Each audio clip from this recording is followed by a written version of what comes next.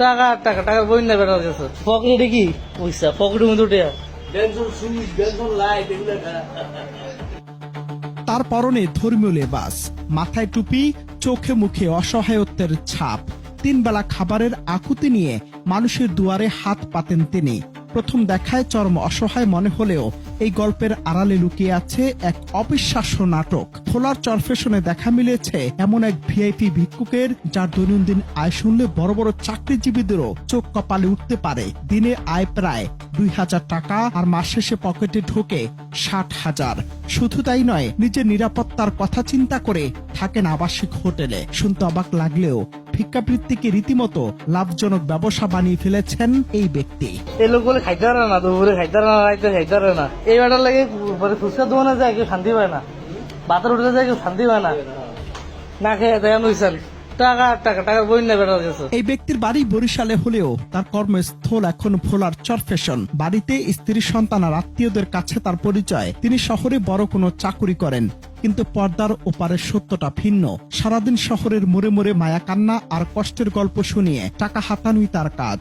আরো চমকপ্রদ তথ্য হলো, দিন শেষে তিনি কোনো বস্তিতে নয় বরং রাত কাটান শহরের একটি আবাসিক হোটেলে। রুম ভাড়া নিয়ে বিলাসী জীবন আর নিয়মিত ধূমপানে পুরানো ওই টাকাগুলো আসলে সাধারণ মানুষের সরলতার দান। তবে শুধু প্রতারণাই নয়, এই ভিক্ষুকের বিরুদ্ধে উঠেছে আরো গুরুতর ও আপত্তিকর অভিযোগ।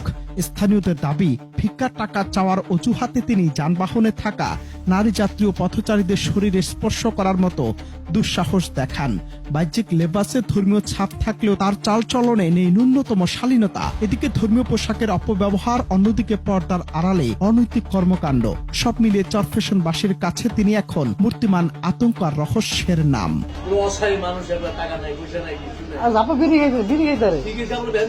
হ্যাঁ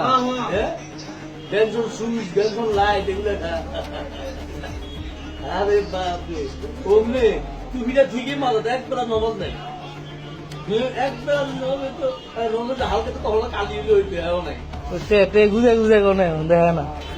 আমরা ঠিক আছে যাব না, টাকা গুনেন টাকা গুনেন, আমরা বারবার ফেসবুকে সাইড দিতে আছে, আমরা টাকা গুনেন। বারবার ফেসবুকে সাইড। সম্প্রতি কাজ শেষে একটি হোটেলে বসে আয়েশ করে টাকা করার একটি ভিডিও ভাইরাল হতে তোলপাড় শুরু হয়েছে নেট দুনিয়ায়। মানুষের আবেগ আর ধর্মবিশ্বাসকে পুঁজি করে কিভাবে এক শ্রেণী মানুষ ফেক প্রোফাইল সাজিয়ে আমাদের ঠকাচ্ছে, এই ভিক্ষুক তার জলজান্ত প্রমাণ। আপনার দেয়া সামান্য দান কি সঠিক হাতে যাচ্ছে, নাকি আপনিও কোনো পেশাদার প্রতারকের পকেট ভারী করছেন? অনন্ত হাসান মাসুদ, বাংলা টিভি।